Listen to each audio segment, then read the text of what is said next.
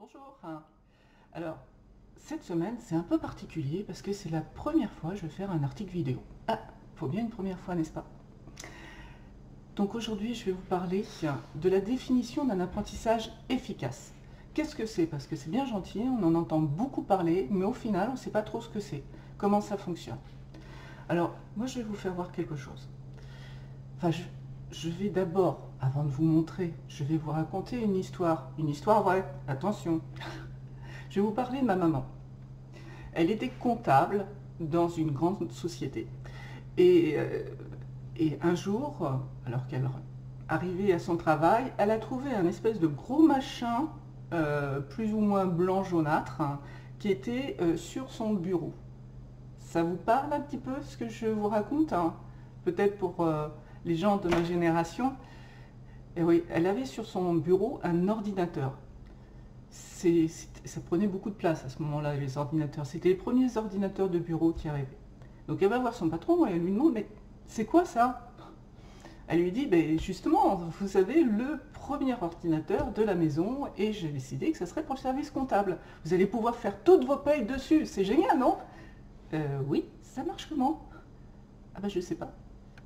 D'accord, on le mange comment? Parce que là, il y a plein de câbles partout, je sais pas à quoi ça correspond. Ah ben je sais pas, débrouillez-vous. Et il rentre dans son bureau. Et ma mère s'est retrouvée devant cet outil dont elle savait à peine ce que c'était, elle ne savait pas le brancher, elle ne savait pas le mettre en route, elle avait rien, aucune information. Et on lui a demandé de se débrouiller. Vous avez tout en un là, ah, débrouillez-vous. Bon, quand même pas mal comme histoire, on est d'accord. Imaginez, vous, mettez-vous à sa place. C'est un truc de fou quand même. Ben vous savez quoi?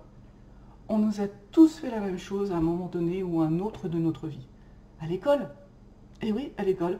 On dit, tiens, regardez, vous avez plein d'informations, regardez tous les livres. Tac, tac, tac, tac. Vous avez une pile de livres comme ça. Et tout ça, à la fin de l'année, vous le saurez. C'est chouette, non? Bien. Mais je fais comment? Ah ben, vous allez suivre des cours. Déjà, il y a quand même une orientation. Vous suivez des cours. C'est top. Bien. Mais comment j'apprends tout ça? Comment j'arrive à mémoriser tout ça? Ça, c'est la question qui est importante, mais bien souvent, on ne nous informe pas de comment apprendre à apprendre.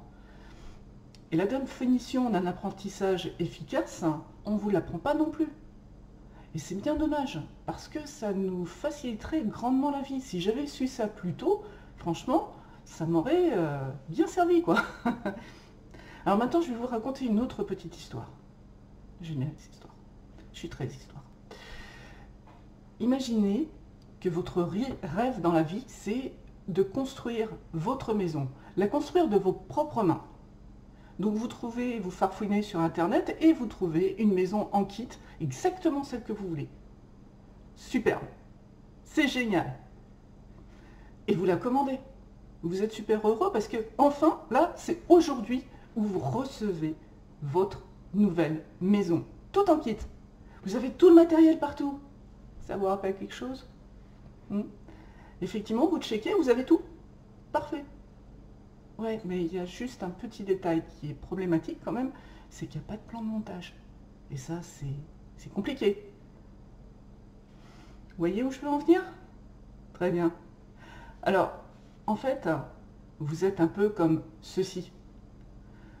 Vous avez votre dessin de maison, là, votre apprentissage efficace, parce que c'est le petit nom que vous lui avez donné. Vous avez 3 étages que vous voulez construire, mais vous ne savez pas comment faire. Mais vous avez tous les matériaux que vous voulez, hein, ceux du premier, du deuxième, du troisième étage, pas de problème. Mais vous ne savez pas comment le faire. Alors, le premier étage, l'étage du bas, les fondations en fait, ce dont vous avez vraiment besoin, que je trouve essentiel. Qu'est-ce que j'aurais voulu savoir ça plus tôt? C'est de savoir, d'avoir des notions du mode de fonctionnement de notre cerveau. Juste des notions. L'ABC, tout simplement. Savoir comment notre mémoire fonctionne, à minima. Parce que si on ne sait pas comment elle fonctionne, eh bien, c'est compliqué. Donc la première des choses, le premier étage à construire, c'est d'avoir quelques notions sur le fonctionnement de notre cerveau. Le deuxième étage est tout aussi important, parce que même si tout le monde a plus ou moins la même base de cerveau dans la tête, sur le même principe de fonctionnement, eh bien on est différents. Nous sommes, par exemple, votre meilleur ami peut être très fort en maths. Et puis vous-même, rien y comprendre. Vous, ce qui vous plaît, c'est la nature, c'est de bouger, etc. D'autres, ça va être la musique. Encore d'autres personnes, ils vont devoir créer de jolies fiches avec plein de couleurs, etc. pour bien apprendre. Il y a plein de possibilités. En fait, le deuxième étage, c'est de savoir quel type d'apprenant vous êtes, vous. C'est ça l'important. Puis il y a un troisième étage. Troisième étage, eh bien, c'est tout simplement de trouver les outils et les techniques qui sont en corrélation avec votre mode de fonctionnement. Et quand vous avez tout ça, quand vous savez l'utiliser, le pratiquer, eh bien, vous obtenez un apprentissage efficace.